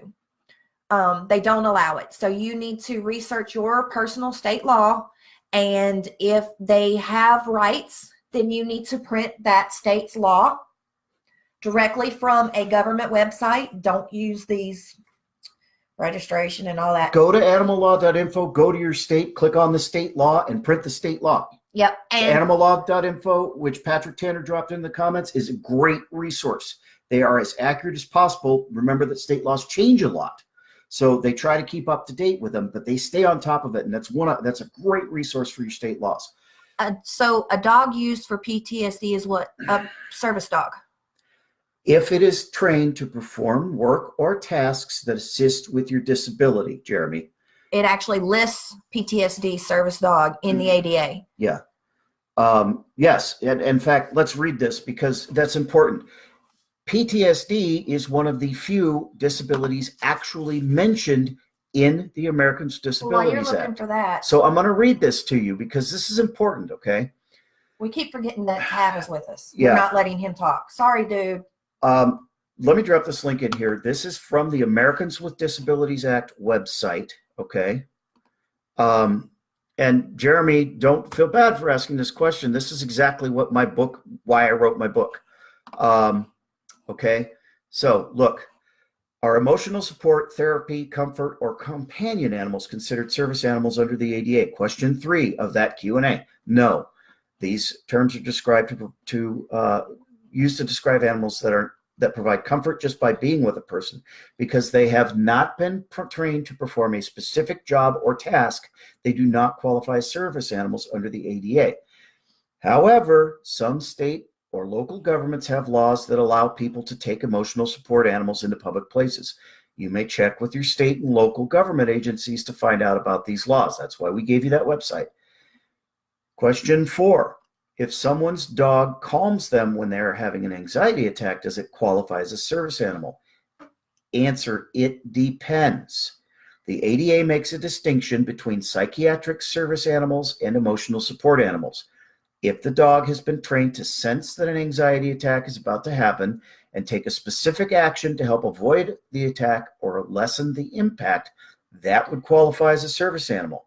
However, if the dog's mere presence provides comfort, that would not be considered a service animal under the ADA. Mary, I'll get to yours. If Tav is still with us, I'll read the question to him and he can answer that. That's a very good question. But that's more of a trainer question. basically can't even imagine having any on my side or helping me notice when I'm not doing so well. Just not sure how to evaluate if it'd be a good idea with, as mentioned, toddlers. So basically, she's got toddlers and she's worried about the aspects of having and training a service dog. What did she have? I'm sorry. It's hard for me to hear. She has toddlers and she would like to possibly have a service dog, but she's worried about the combination of service dog and toddler. And I'm assuming because, you know, not every single dog is dog friendly. And I'm sure that trainers have a hack to figure that out. Yeah, not every dog is toddler friendly. No. You know. Yeah, so I mean, that could depend on the dog itself. Like, I have a granddaughter, and I got Libby, and I made sure I started at a young age so they would kind of grow up together, kind of help with that. If you decide to go with a rescue or something along that nature, when they first come to the home, you're going to have to watch the dog. I mean, I've heard people, like, they kennel the dog for the first so many days for them to get acclimated to the family and for the kid to get acclimated with the dog being in the house. Or I know people that have kept a leash on a dog when they're around the toddler and then just continuously make corrections to make the dog friendly. But I know in Libby's case, her growing up with my granddaughter, it's helped her be a lot better with a toddler. Mm-hmm. So I don't know if you heard everything that he said, because we've got a weird system. We haven't figured out the split screen thing yet, and we'll eventually get it out, but he's also traveling. But basically saying when you get a rescue, you have to be careful because we don't know a rescue's past, that sometimes it's easier if you start with a puppy. I would recommend, if you're going to attempt it, to do so with a trainer. Yes. It makes the life a lot easier. I have a 15-year-old, so I didn't really have to worry about that. But when you have a little one, especially, not all rescues, but we don't know. You know, a lot of them are rescued from dog fighting rings or don't go by breed reputation. That's completely ignorant. Mine's a killer about as much as her food bowl. I mean, but a little murder doggy. But what I'm saying is, just, you're going to have to take baby steps. You have to do introductions, but having a puppy is easier. Look, oh, that's a good question. I'm very, very careful. Jeremy, I'm going to get to you in just a second. Mary, I'm very careful with Skeeter around toddlers, not because he's dangerous and he growls I'm careful with Skeeter around toddlers because he's big. He's as tall as or taller than most little, 2 and 3 and 4 year olds. He outweighs them by 3 or 4 times as much as they weigh. And he tries to herd them. Doesn't understand. Herd, Herd. H-E-R-D. He wants to get them in a group and calm, because that's his job, is to keep things calm around me. And he doesn't understand his size. And his tail is like a damn baseball bat. He's hit me across the bridge of the nose with his tail, and I saw stars. I thought he broke my nose. Okay? So I'm very careful how I handle my dog, because that's my job as the handler, a verb. It is an action around toddlers. Not because I'm afraid he's going to be aggressive towards them, but because he's just so big. So perhaps in your case, the most appropriate thing would be a smaller breed dog, or start with a puppy. Patrick has a very good, service dogs are amazing, but they're not always the best for your disability. There are some people that the stress of training, because no matter what you do, everybody's PTSD is different. You can't get a pre-done dog like you would for like a guide dog. If you're blind, they can train those for up to like 2 years. But with PTSD, you have to be involved, and some people just can't do it. Or you are unable to walk the dog and provide it the necessary exercises and stuff because you are physically unable. So you also have to make sure that you're in it for the long haul. It's not I got a dog, it's trained to sit and we're done. No. It is a lifelong commitment for the dog. You have to provide its medical care. You cannot take a service dog into public places if their shots are not kept up to date. By law, by the ADA. Law. There is a lot of, and if you work, like for me, it's really, really hard getting in training time. I'm lucky I live with him so he can help, but he's never going to be able to teach her my PTSD problems because we're completely different without me. So, and having children, I mean, if you've got like, triplets or something running around, you may not have the time, and the dog is just going to start acting out and getting worse and worse and worse until it's not that they're not fixable, but you're going to be so frustrated you're not going to want to take the time. Yeah. Real quick, Jeremy, yes, blocking is a task. Watching your six while you're standing still or sitting in a restaurant is a task. Yes, absolutely. You can't look behind you. I taught Skeeter how to provide physical space around me and to watch my six. And I've discovered, because I learned how to trust my dog, that I'm not nearly as hypervigilant anymore because he's watching. And he'll let me know if something's going on that I need to know about. And he does. So I don't have to worry about it. And you until it happens for you, you can't understand how hugely relieving that is to know that your dog has your back and you don't have to worry about it. It really is a big deal. It changes your life. I really can't describe it. And I do talk about a lot of these tasks and things in the book. Jeremy, you said you were contacting PTSDog, correct, to get started? Yes, absolutely. Great. It's a great organization. I'm going to say this because Patrick reminded me, and after he said Twix, I remembered who he was, because no offense to you humans, we tend to remember your dog's names before we remember you, but a lot of the ones that are doing cooperative training or self-training, they post videos in there. Mm-hmm. And like yeah. It's not necessarily going to be your way, but it can give you an idea of how you would like to go about learning a certain task. He posts Twix a couple of times.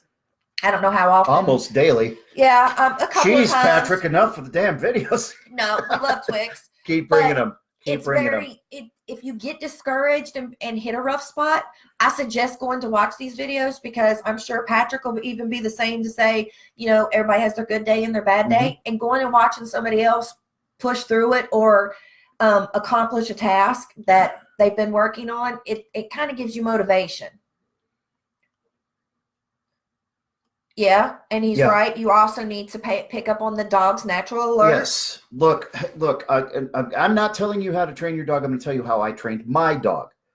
Skeeter figured out that he needed to block, but he didn't figure out where to stand. I taught him where to stand. So he figured out on his own that I needed a buffer.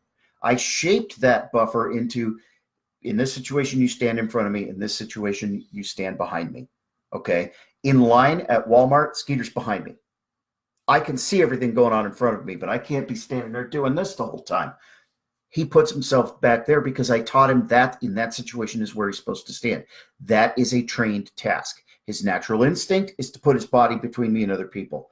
I shaped it into him watching behind me. Can you drop our closed group into the chat?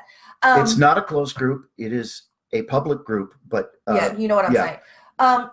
And the natural alert, Skeeter did something that I didn't pick up on. It took me probably 2 or 3 months to figure out why he was being a pain. Skeeter likes to nudge, and that's just how he wants his pets, or he wants it.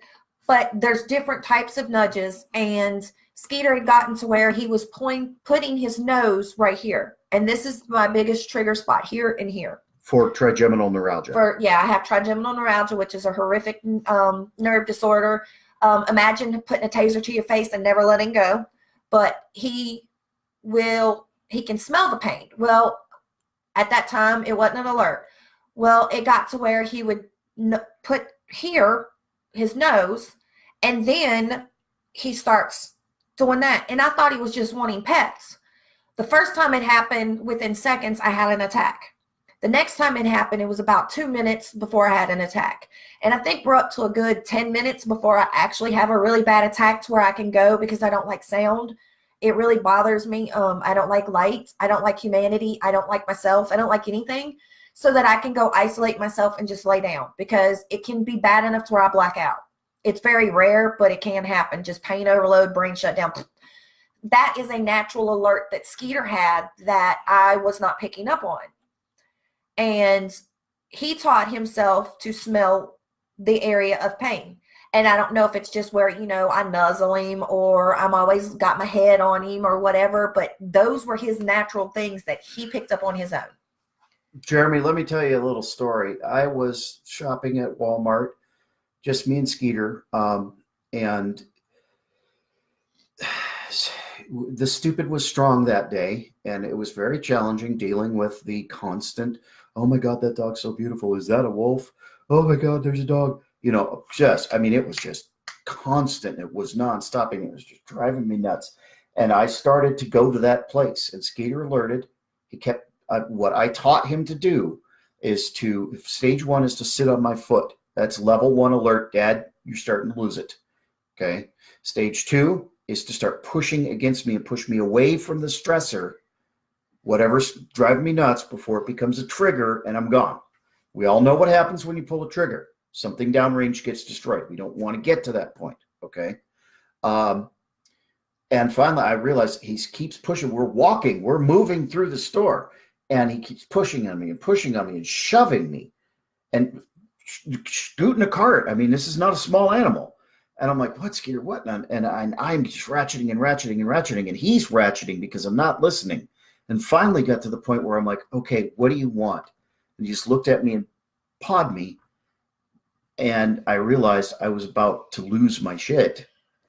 And I dropped down and took what I call a Skeeter break, where I just wrapped him up in my arms. He put his head on my shoulder, and I just took the time to pet my dog and breathe. And my blood pressure went down. My alert level went down. I started to get calm.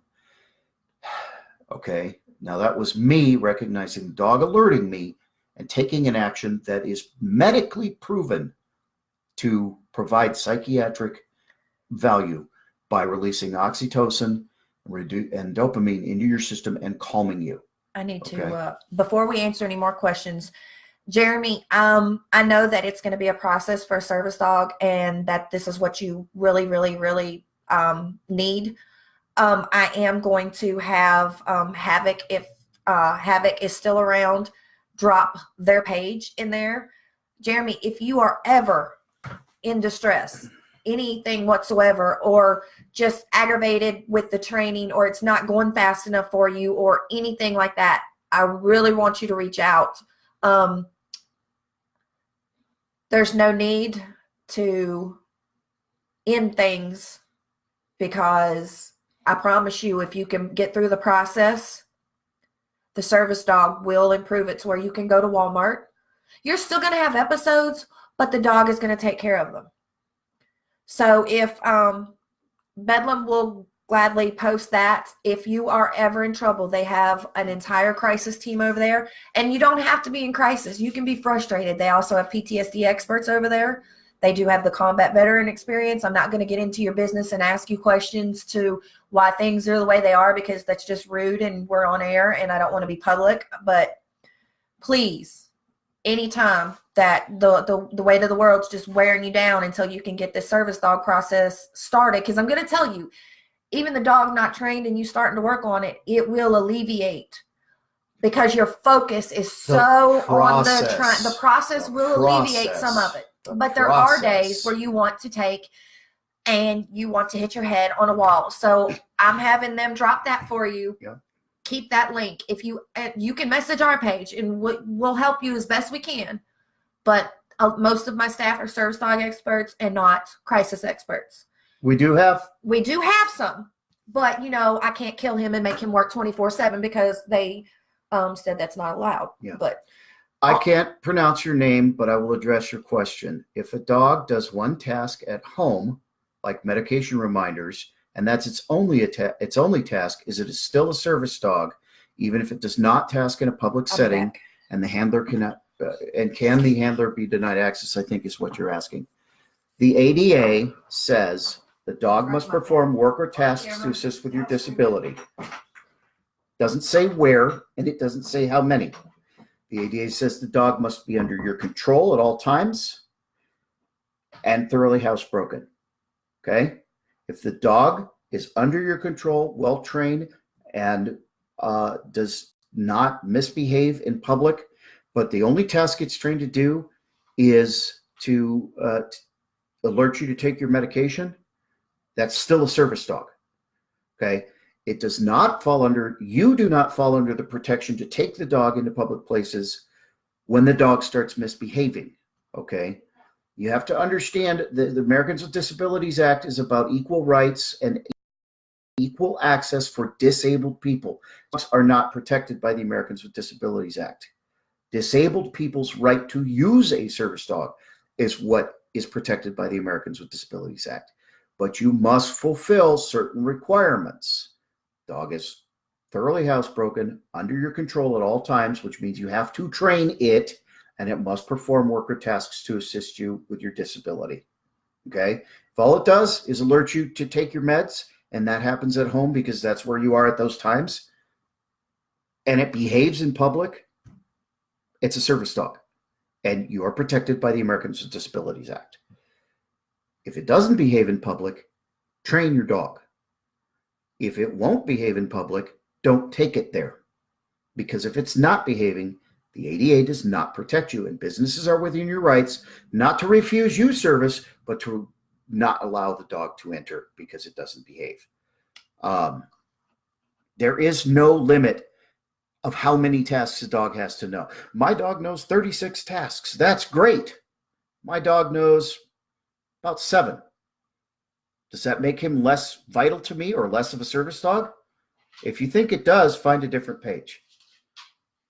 Okay? Because guess what? That's not what the law says. And we talk about the Americans with Disabilities Act here.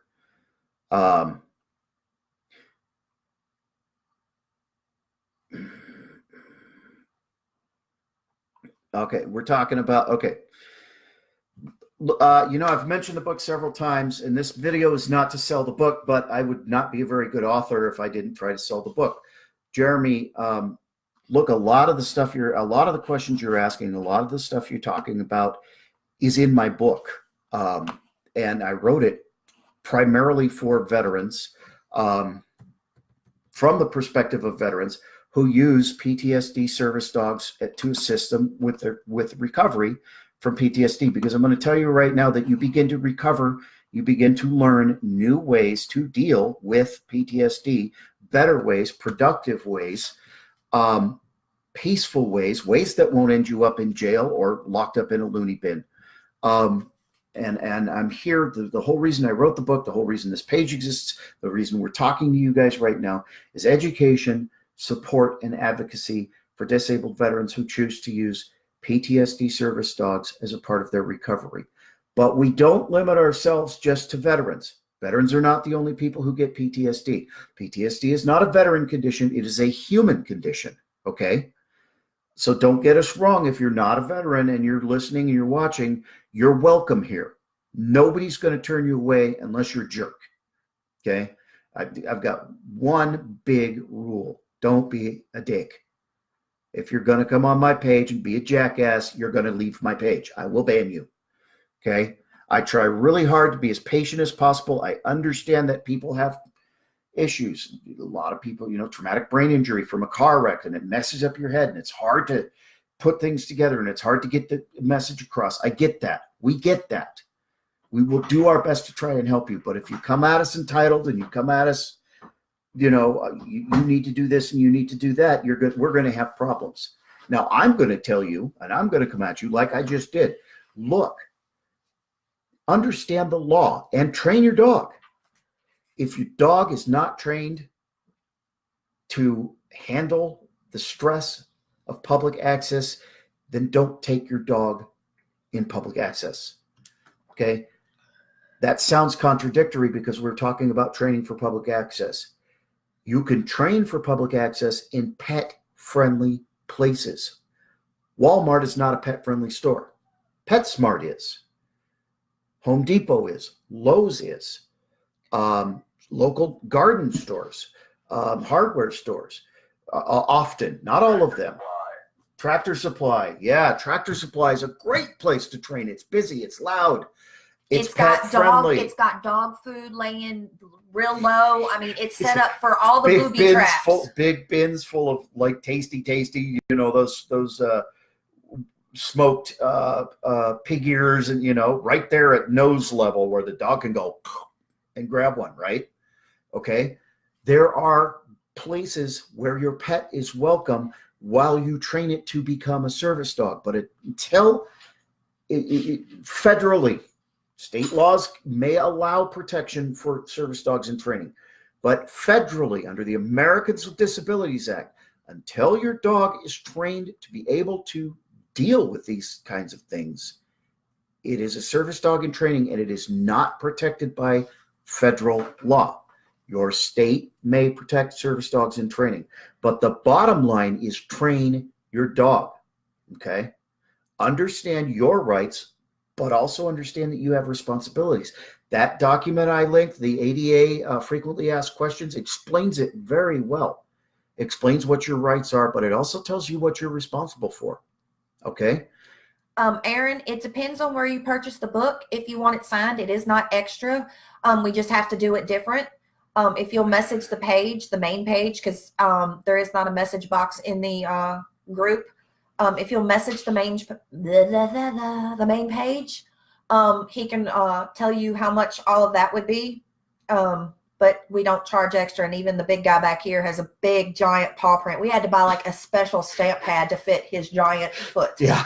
Skeeter signs the books with his paw.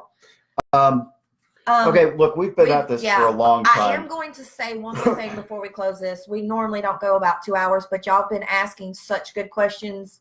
We're not going to stop talking as long as y'all are asking questions. Wait. I have to address this. Well, wait. Go ahead, finish your thought. Or I won't have it. We are going to bring back training days, which is basically we're going to post and people with training questions can answer it. This is for all of you trainers out there. We understand nobody does it different. We're asking nicely. Give your suggestion. Don't argue.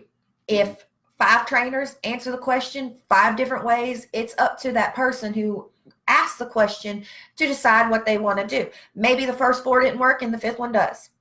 The only thing we're going to ask that is left out of it is the types of equipment. It costs too much of a rigmarole, and I'm talking shock collars. I'm talking, what are those grip collars? I'm talking anything like that, okay?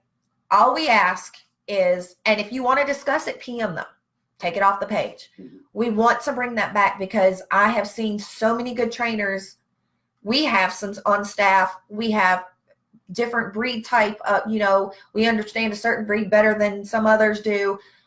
We really want to bring that back. But the last time it turned into a circus, and it turned people who we could have helped, you guys could have helped, away from the page because the trainers were being bullies.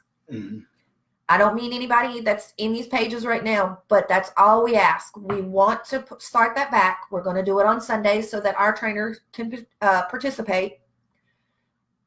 Give your suggestion.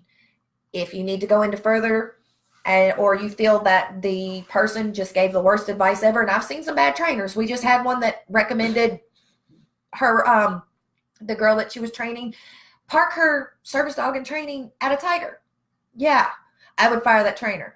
The point is, if it's really bad advice that you know is going to get somebody hurt, message us. We'll take care of it. Mm-hmm. We want to start getting the training aspect because I'm not a trainer. He's not a trainer. We train on our own, but that's as far as it goes. And I think more people would be less squeamish about seeking help if we can do it peacefully. So that's all I'm asking is for us to just work as a team, provide information, not aggression. Yeah. This is going to take a minute to discuss, but Patrick came up with a great point. Your dog does not have to be perfect. Your dog is a dog. Does not have to be perfect. The ADA, service dog section of the ADA, is actually the perfectly written law. It's perfect. Why? Because it actually allows for dogs to be dogs and for mistakes to happen.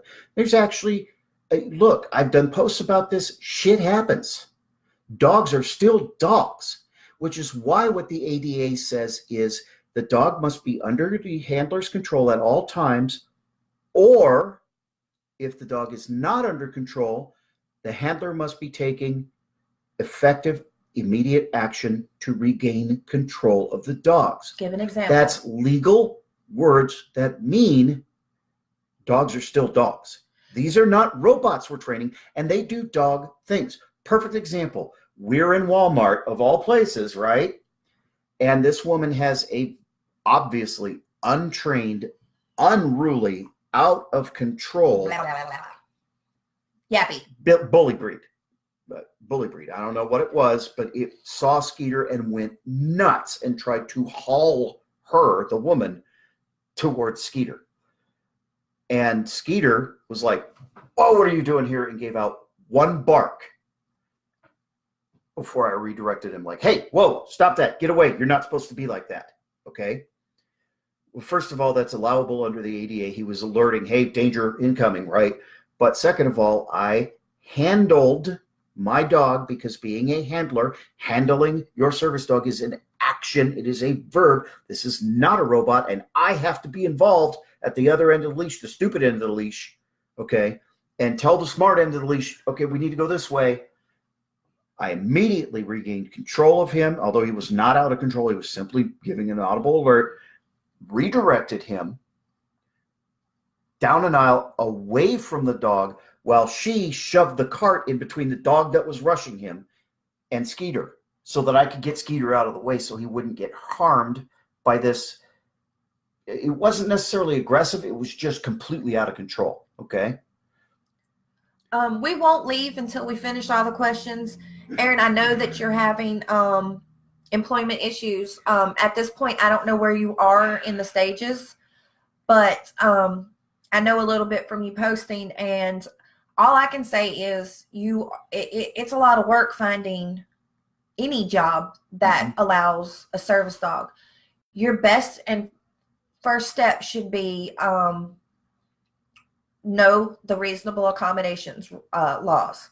You can request reasonable accommodations. You can even go as far as a hearing.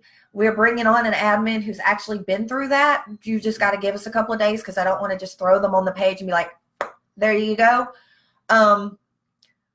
The only other thing I can say is message the page directly so that I'm able to better direct you. If that person is still watching and he wants to PM you and say who he is, because we do protect our admins' privacy. Some of them don't care, and some of them they don't want, the name not out there or their face, and that's because we do have people that have been assaulted, and we do have staff that's been through that kind of horror. So I'm not going to go into that too much because I don't want to upset people, but Jessica, his job is truck driver. Mm-hmm. So he's got to find a trucking company that will accommodate him. I don't remember. I think he's in North Carolina. So if anybody is familiar with a trucking company, I don't remember where he's at in North Carolina. Darkside has, Aaron, go talk to Darkside of Service. They have employment resources available. They might be better able to help you.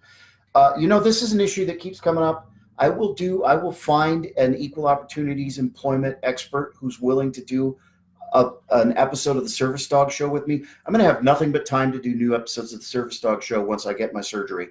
So I will find an expert, and we'll sit down and talk about reasonable accommodation with service dogs and employment, because that's under Title I of the ADA. And I'm going to tell you, this is a difficult piece of the law to navigate. It's not easy.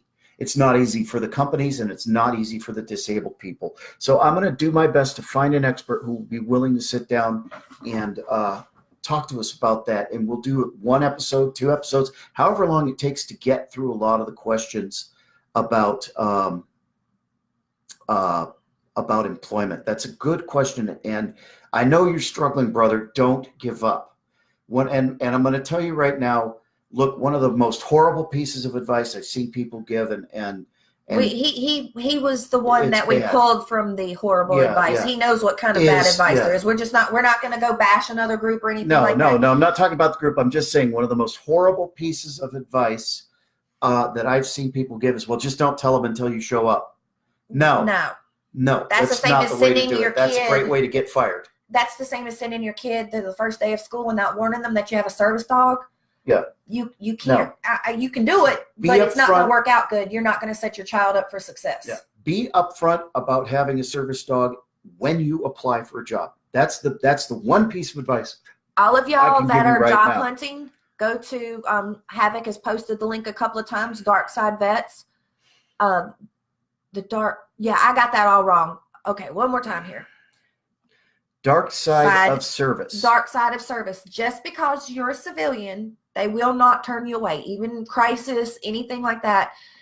As the old farts over there say, the old fart Gramps over there. That's not Bedlam? That is not Bedlam. You do not insult Bedlam like that. Bad. As the old fart says, he's been around the world, so there you go.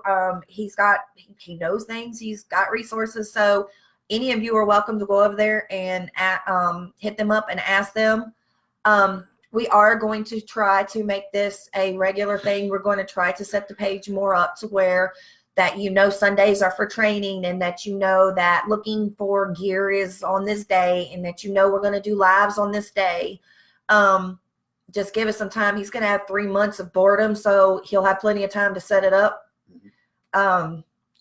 I'm not seeing any more questions. We need to wrap this up. We've been here for a while, folks. Thank you for staying with us. Appreciate it. 2 hours is a long time, but hey, if y'all are going to keep interacting, we're going to keep talking. Share the video. Let your friends know. Look, PTSDog is here to help, and we do our very best to provide accurate information about the law and about service dogs. We have resources. We can reach out to people for training questions. We'll post it. Aaron, we'll take care of it. We'll get it put up here in just a minute, bro. We got you. Look, last thing, and then we're going to sign off because it's been a long show, and I'm hungry. If you're in crisis, whether you're a veteran or not, and you need somebody to talk to, please, if you don't talk to us, doesn't matter who you talk to. If you don't talk to Dark Side of Service, I don't care. But reach out and talk to somebody. Reach out and talk to somebody. Make sure we get more Twix videos. Yes. Okay. If you're in crisis and you need to talk, post-traumatic stress is difficult. Post-traumatic stress is not easy. It is a disability. It is disabling. But you're not alone. There's a lot of us out here. I focus on veterans, but I don't limit my focus to veterans. But veterans is the focus, but I help anybody I can. And if I can't help you, I'll help you find somebody. Okay? All right. We'll make sure people out here. Closed group link, the dark side of, I'm going to get it all. My brain, it's done. After 2 hours, it's done. But we're going to post everything that we put in here out there. I think most of you are all in the comments. You can watch it after the video. I think most of you are going, but the links may not work. It's weird like that. Yeah. But most of you are already in the closed group, but feel free to share it. But if you invite somebody and they do not answer the questions, I'm not letting them in. Yeah. I don't just immediately go, oh, they were invited 4 minutes ago, delete. I give them about 24 hours. And the reason the questions are there is because we want to weed out the people who can't behave like adults. Well, not only that, but there are trolls that like to torture people. They don't think that we should have dogs. They think that it's bullcrap. They think it's all a farce. Yeah. They believe it doesn't work. We try to protect y'all as much as we can. All right. So with all of that, let us know after the video for all of you that may or may not watch 2 hours of video. If you have comments after, you may want to, if a question or something, you may want to go ahead and message the page so that we can hit on them next time. Until then, I guess, bye-bye. Tav, thanks for being with us. We keep forgetting about you. Next time you got to be on the screen. We're going to have to try to do screen. I just kind of hang out. Yeah, we got to try to do screen sharing with you next time. All right. Because I keep forgetting you're there. Peace out. Go over to Black Sheep Bravo and check them out. I think they're live right now. Talk to y'all later.